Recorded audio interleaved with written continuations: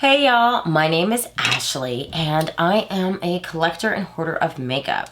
So to continue for me to collect and hoard makeup, I sit down, film some content, test out some products, and tell you my thoughts. And the product we're going to be talking about today is the Makeup by Mario SurrealSkin Foundation. So not only am I going to be applying this, showing you how it wears throughout the day, I'm also going to talk about my experience from having it. Because guess what? I've been wearing it all month in January. I've done a full test of this foundation and I want to share my thoughts. So if that sounds interesting to you, then keep on watching. All right, so before we get into the application, I want to talk about it a little bit first. So obviously it's already on my face, okay? We're going to rewind time. I'm going to show you what I did, okay? I just don't like to sit on camera without foundation for a very long time because not that I'm uncomfortable with my face or uncomfortable with my skin without foundation on, I just don't like the acne I have. So, and I don't want to put you through it.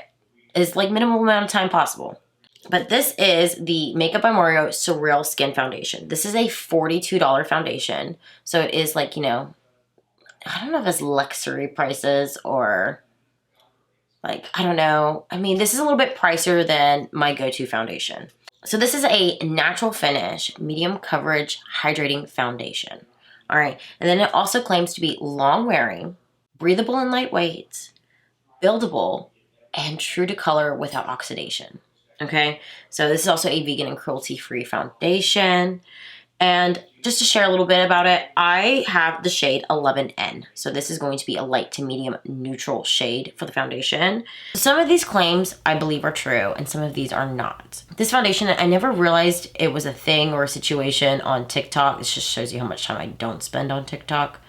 I didn't realize that a lot of people were like giving this rave reviews and, applying it, doing first impressions, but with a filter on their face. I'm like, ooh, that's bad. Didn't realize it was a thing until recently. But at this point, I was already testing this foundation out. So every time I wore makeup in the month of January, this was my foundation. So all those videos that you saw that were posted, I'm wearing this foundation. I purchased this like right after Christmas when it launched because I wanted to get my hands on it because I love the idea of having like a medium coverage foundation that still gave you that natural luminous like skin-like finish. I do wear a lot of full coverage foundation and usually that's when I'm like in the full glam or I am filming. But on days when I am running errands or on the weekend just doing stuff with my family, volunteering at my kids' school, going to a football game for my kids, I don't need a full beat on my face. So that is why I purchased this foundation because I want this foundation to be my go-to foundation when it comes to not full glam days, if that makes sense. So with that being said, let's go ahead and jump into the application of this foundation. So now that we're zoomed in, you can see all of my beautiful acne and pores. I want to start off by sharing what I prepped my face with. So the first thing that I did, and this is not including my skincare prep, this is just like my primer.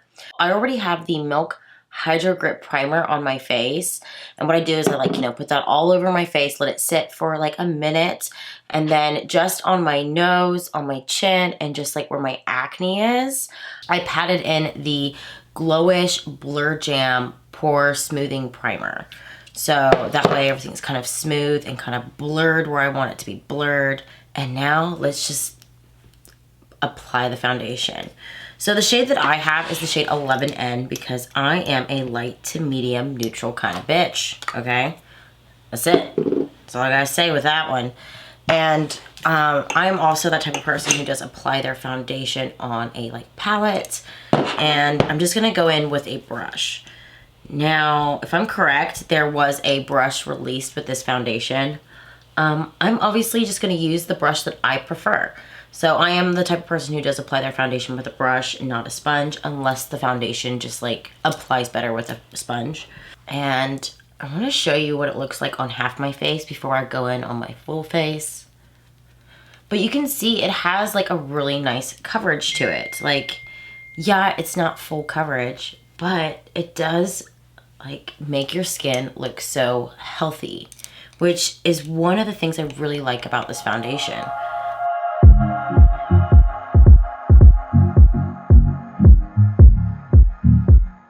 Now the side I chose to cover up is the side that actually has more acne. That way you can kind of see how it looks on top of like texture and breakouts, because not everyone has that like perfect skin like, you know, a lot of people seem to have on TikTok. That is just not the reality of my life, and it's not the reality of most people's lives. So obviously no foundation on this side, and then over here, foundation. So even though I have a lot of breakouts on this side of my face, the foundation does a really good job of like, not fully covering them, but you know, making my acne less noticeable. I feel like with this foundation that I don't need to take concealer and spot conceal underneath it.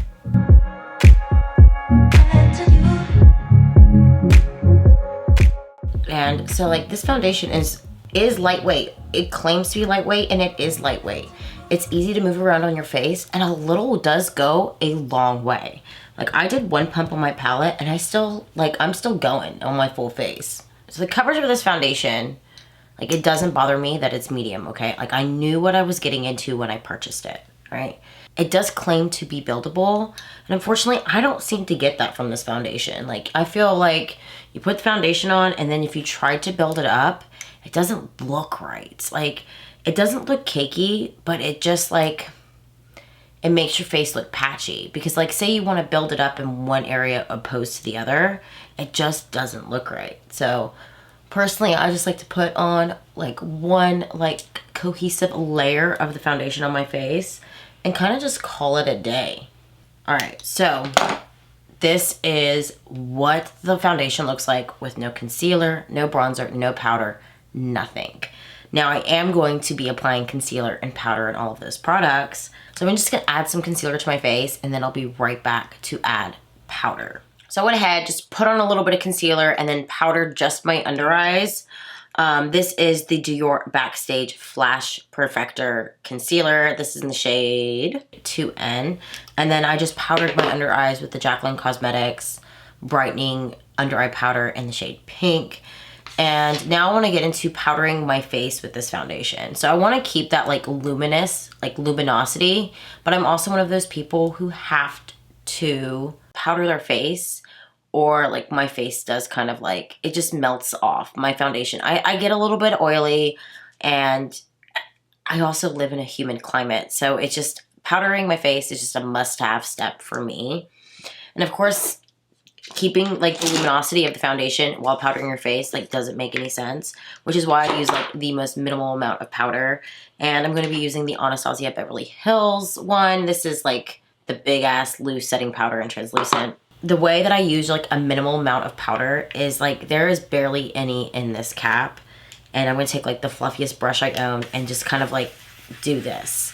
So there's like barely any powder on my brush, but I just kind of like lightly powder my face, where there's not too much getting on my face, but it's enough where my face is like set, but you can still see like the luminosity of the foundation through the powder.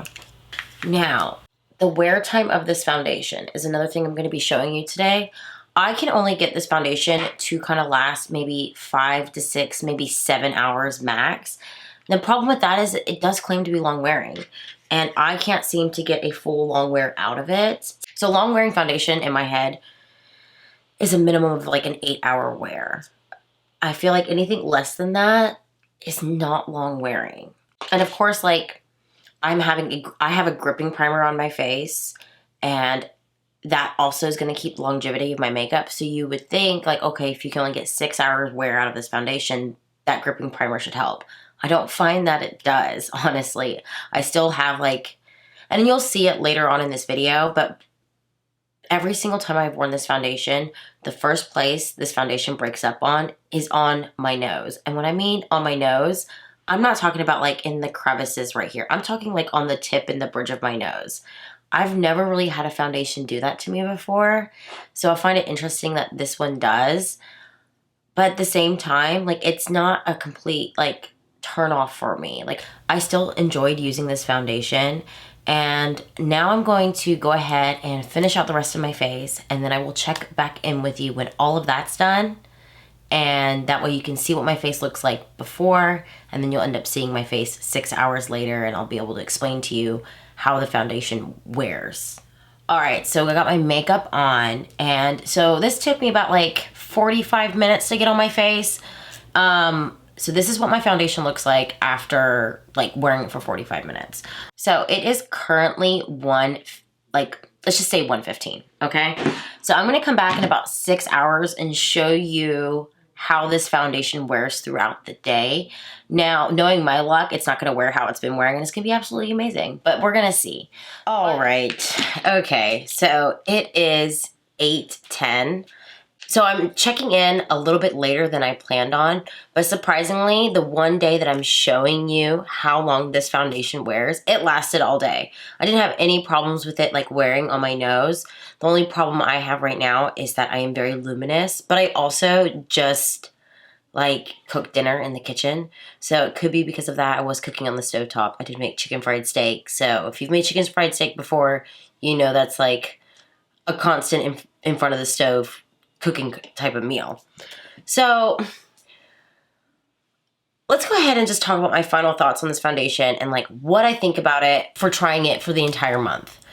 Okay, so it's not my favorite foundation, but I don't hate it. I love that it has the skin-like luminous finish. Like, I really like that about the foundation. I like how it looks on my skin.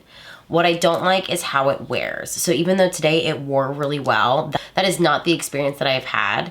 It could be because it's really cold today. It's like 35 degrees. Like, that is really cold. It's not a temperature that I am used to, but it's also, I mean, I didn't really do anything differently to prep my face, so I'm surprised that it lasted as long as it did.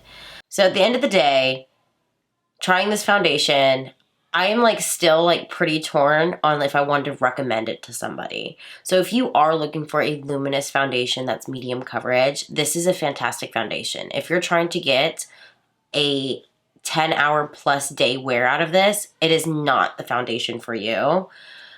And if you don't like luminous, if you don't like a luminous finish, it's also not the foundation for you. So it's so weird because like usually I'm like, oh, I really like it. Oh, I really don't. I'm in the middle when it comes to this foundation, but I am going to keep using it. I am excited to use it for like the spring and summertime just because it does give that really nice glow on the skin. And I'm also curious to see how it holds up with the temperatures that I live in. So I guess maybe I'll do like a check-in back in like maybe springtime or early summer. So if you're interested in that, go ahead and subscribe. Also, comment down below what foundation you think I should do next. I kind of already have one in mind and I ordered it, but I kind of want to take suggestions into consideration. And I think the next time that I film one of these, I'm going to do it a little bit differently. I feel like I didn't plan it well enough. I don't know. Critique it down below. But thank y'all for watching, and until next time, bye y'all. If I mess up my eyebrows, I will cry.